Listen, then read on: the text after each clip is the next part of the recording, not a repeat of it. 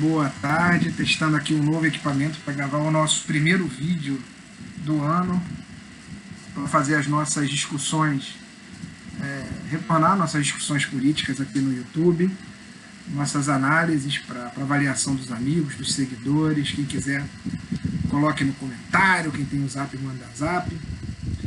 E a gente está fazendo esse primeiro vídeo para falar dos primeiros 30 dias, 27 dias hoje, faltando 3 para acabar. Primeiro mês do governo Bolsonaro.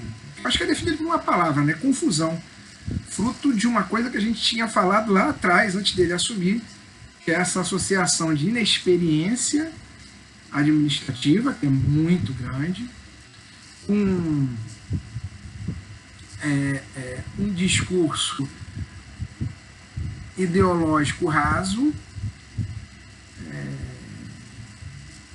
experiência administrativa, um discurso ideológico raso e despreparo, acho que é a palavra, né? Isso tudo demonstra um certo despreparo. Mas para essa primeira discussão eu gostaria de dividir os atores. Assim. Eu acho que nós, população, somos atores, o governo é o governo, mas eu acho que entre população e governo há subdivisões que a gente precisa ter claras. Né? A primeira a gente definiu o que a gente está chamando de governo. Né? O governo, para mim, tem duas esferas. A esfera administrativa / executiva, que é composta pelo presidente, pelos ministros e pelo seu clã.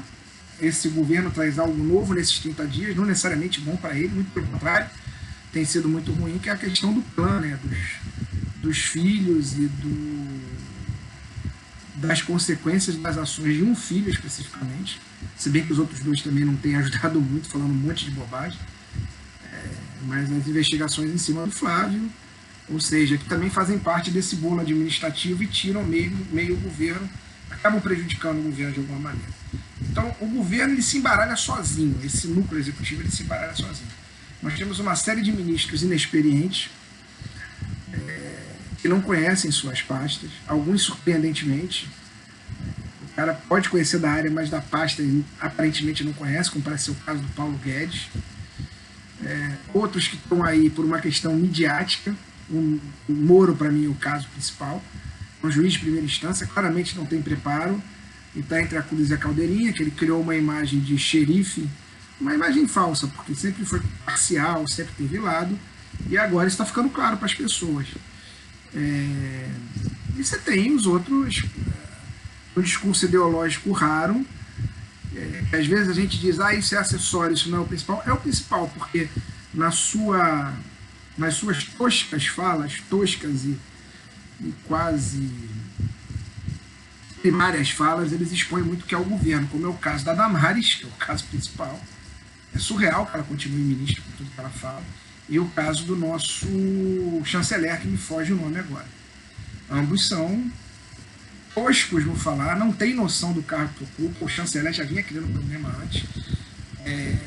Criam problemas para o governo, mas tem um papel, sim, que a gente não pode negar nem subdimensionar, que é trazer para público um discurso ideológico que levanta a galera e que expõe, infelizmente, o que há de pior em todos nós como sociedade, a questão do preconceito, a questão do preconceito contra as minorias, contra os homossexuais, contra os negros, contra os nossos vizinhos latino-americanos, e essa coisa meio louca de todo mundo que é contra o governo ser chamado de comunista, né?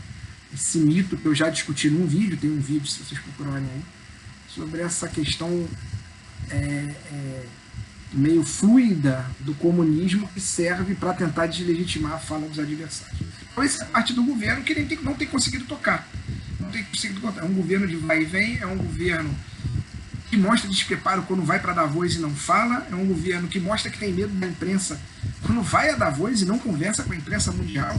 E aí você tem um filho do presidente, né? Essa questão do plano ao governo, que diz que a imprensa mundial ela é contrária ao governo, ela é comunista, sei lá o quê. Você tem ministros que ficam meio perdidos. Agora, pelo menos, optou-se pelo silêncio, mas na primeira semana havia, inclusive, uma coisa muito ruim para o presidente Jair, que eram as seguidas falas de ministros, Onyx Lorenzoni e até segundo escalão, o pessoal da Receita, desautorizando o presidente, ou seja, uma coisa muito ruim, porque ninguém desautoriza o presidente. Se você acha que o presidente está errado, o rito deveria ser, chama ele no gabinete e dá um toque. E isso quebra a autoridade do presidente. Isso tem queimado a imagem dele, né? O clã familiar, o despreparo dele próprio, 6 minutos de discurso. Então é um governo que no executivo se mostra muito fraco, apesar de tomar medidas extremamente perigosas e antidemocráticas para a sociedade. A gente, por exemplo, tem a questão agora acabou de sair, do fim da democracia na escolha dos reitores da universidade. Agora a gente vai ter a questão, até na questão assinada pelo Mourão, que é uma figura que eu quero separar, porque eu acho que ela está assumindo um papel muito grande aí, o Mourão. O fim da lei de acesso à informação, que foi uma das grandes conquistas do governo Dilma. Então hoje os documentos estão sob sigilo. Então o governo, mesmo nesse desarranjo, quando tem agido mal, assim, no sentido de ir contra a democracia. Além de falar umas falas trágicas, aquilo que quase caiu aqui, aquilo que o presidente falou sobre o Jean, ou seja, temos um parlamentar que não consegue exercer a sua atividade para a qual foi escolhido parte da população, e aí o presidente faz troça, né? Brinca, depois vai votar nisso. Faz pouco caso. Isso é a prova de que, aparentemente, esse governo não tem noção qual é o papel dele. E aí volta a figura do Mourão, que teve uma visão diferente. Não é um elogio, eu acho que o Mourão está agindo taticamente. Então esse é o governo executivo. No legislativo, para passar rápido, o governo tem uma base parlamentar que ele não conseguiu aumentar durante o período, entre sua eleição e a posse. Ele tem 52 deputados de seu partido e o apoio eventual para algumas pautas que são de interesse de quem conta, do patrão, que a gente vai dizer quem é o patrão. Um apoio eventual, mas um apoio eventual que não confia nele. Mesmo o partido dele, o PSL, com 52 deputados, que não cresceu, é um fato raríssimo, um partido do governo que não cresceu do período entre a eleição e a posse. Eles vão tomar posse depois de amanhã com os 52 deputados. É claramente uma bancada inexperiente, que com egos enormes. Eles não trabalharam como bancada até agora. Criaram, antes de tomar posse, um grupo do Zap, e em uma semana estavam brigando entre eles. Então, como o governo vai torear essa bancada num momento em que ele precisa mostrar para o patrão, que eu vou dizer já quem é, que ele tem capacidade de governar, um patrão que já está vendo ele, com dificuldades para falar internacionalmente, para dizer quais são as pautas, para tocar o governo, com o ministério com um discurso ideológico forte, mas que na prática não consegue tocar, com muitas idas e vindas, é bastante complicado. Vou passar o carro do ovo aqui. E aí, posto isso, a gente tem a oposição. A oposição, ela é claramente o governo, talvez seja a melhor coisa que esse governo tem feito para ele, pior para a democracia, a maneira como ele lida com a oposição. Ele aproveita que ele tem um núcleo de seguidores, um núcleo duro muito grande, que acredita em tudo nele, e a gente vai fazer um vídeo para falar sobre esses seguidores, né? Por favor, não foi pela moralidade ou por fim da corrupção, não é nada disso. Tem seguidores que acham que o governo Jair os representa, o Jair é a figura, né, com sua mentalidade tosca, com sua pouca leitura, com sua pouca capacidade de articulação, com seus valores um tanto quanto duros, com a questão da violência que ele joga muito, né? Temos aí sem qualquer discussão, a liberação das armas, enfim.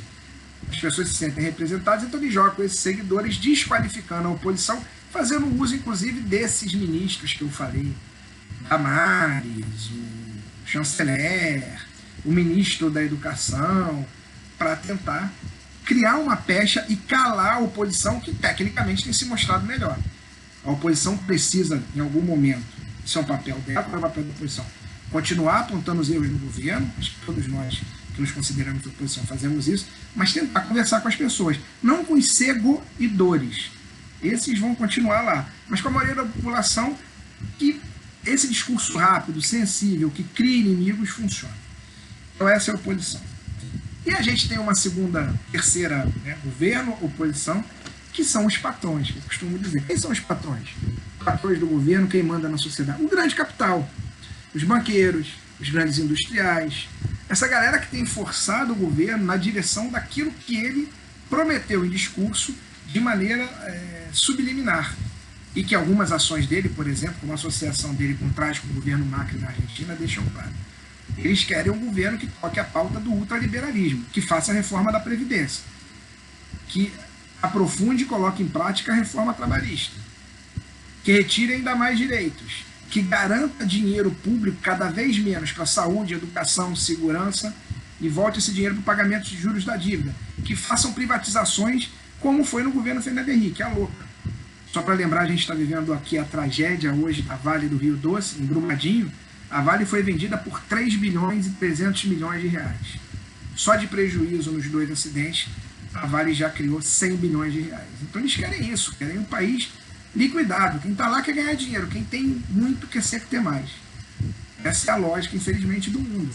26 pessoas hoje têm a mesma riqueza que mais da metade, que 3,5 bilhões da população mundial. Então, esses caras querem isso. Só que esses caras querem eficiência. Se o governo Bolsonaro cumpre um papel, ele é eficiente para condenar a oposição, para naturalizar, por exemplo, o exílio do Jean Willis, naturaliza. As pessoas acham isso normal, as pessoas não têm noção de como isso é uma perda para a democracia. Goste-se do Jean ou não se goste dele. Se o governo tem essa capacidade de naturalizar o que acontece com o Jean, e isso é bom para o capital é isso mesmo, não é uma oposição a essa pauta. Por outro, ele tem se mostrado incompetente para trocar a pauta. E ele parte para o confronto com a própria população. E aí surge a última figura desses 30 dias, talvez a mais inesperada, né? Por mais que as pessoas considerassem que o Bolsonaro teria dificuldade nos 30 dias por sua inexperiência, por sua falta de visão, ninguém esperava que fosse tão rápido. E aparentemente uma pessoa esperada se preparou para isso. O vice. Notem, claramente o Mourão está fazendo uma coisa que o Brizola chamada de coxear o alambrado. O Mourão, ele falou, resgatando umas falas dele, que ele acha que reforma da Previdência tem que ser para os militares também. Pô, o cara é militar. Se ele está fazendo isso, ele está em tese jogando contra os seus. Mas ele está dizendo para quem manda, para o patrão, para o mercado, que ele vai fazer o jogo. Que o mercado quer uma reforma que pegue todo mundo, que diminua o máximo possível as despesas do governo com o povo, com as pessoas, para se gastar com o mercado. O Mourão está se mostrando esse cara. Em determinado momento, Bolsonaro e Mourão me parece que vão entrar em choque. E quanto mais rápido o Bolsonaro se fragiliza, mais rápido isso vai acontecer. E aí você pode dizer, pô, não gosto do Bolsonaro, que se dane, né? Isso não é, pra gente é problema também. Pra gente é problema, porque tanto um quanto o outro representam a mesma pauta ultraliberal. O que falta é a sociedade brasileira e a oposição acordarem e reagirem, discutirem e reagirem contra essa pauta ultraliberal. Bolsonaro e Mourão são caminhos para passar essa pauta ultraliberal. E ambos têm uma coisa igual. O Mourão talvez com mais preparo e o Bolsonaro com mais pé na porta. Ambos querem silenciar quem é contra, da pior maneira possível. Volto a dizer, foi o Mourão que assinou o decreto que proíbe que a população tenha acesso aos documentos do governo. Isso todos nós tínhamos acesso. Era só pedir. São eles que estão acabando com a democracia na educação. As escolas, eu já falei isso no vídeo, são as únicas instituições, só 2 instituições do governo estão presentes em cada bairro, por mais violento que ele seja. Escola e polícia. Não é por acaso que as escolas estão sob ataque do governo e a polícia, né, o aparato policial, que é necessário, que ninguém está dizendo o contrário, mas está sendo fortalecido. Porque se optou por uma política de confronto com quem é perigoso. Quem é perigoso? Os mais pobres, os mais necessitados, que vão gritar primeiro, e aqueles que têm a mente que pensam diferente, têm a mente aberta, que vão ver os outros caminhos, que vão. Esses são os comunistas, os doutrinadores, os doutrinados, sei lá o quê. Esse ataque à escola é ataque às universidades, com a autonomia das universidades acabando, ele é um ataque contra o livre pensar. Então, tanto o Bolsonaro quanto o Mourão atacam o livre pensar. A disputa deles agora é quem é mais competente para trocar a pauta que se quer empurrar goela abaixo a partir, sem nenhuma oposição, a partir do silenciamento do livre pensar. Então, foram 30 dias muito difíceis. Acho que o Bolsonaro está numa corda bamba, seja pelo seu despreparo, seja pela própria família, que não ajuda, seja pela desconfiança do capital, seja porque tem gente querendo cargo, o Mourão quer o cargo, e vejamos os próximos capítulos. Mas era isso, é isso. Muita confusão, e por mais que possa deixar as pessoas alegres, essa fragilidade tão rápida, né, do Bolsonaro, eu converso com alguns amigos, as pessoas dizem, ele vai errar 1, 2 em cada 10, não é que tem errado 8 em 10, né? Por mais que isso deixe as pessoas animadas, isso pra gente é muito ruim. Porque mantém uma instabilidade enquanto a oposição não consegue se articular para combater o que tanto o Bolsonaro quanto o Mourão defendem, que é uma pauta recessiva.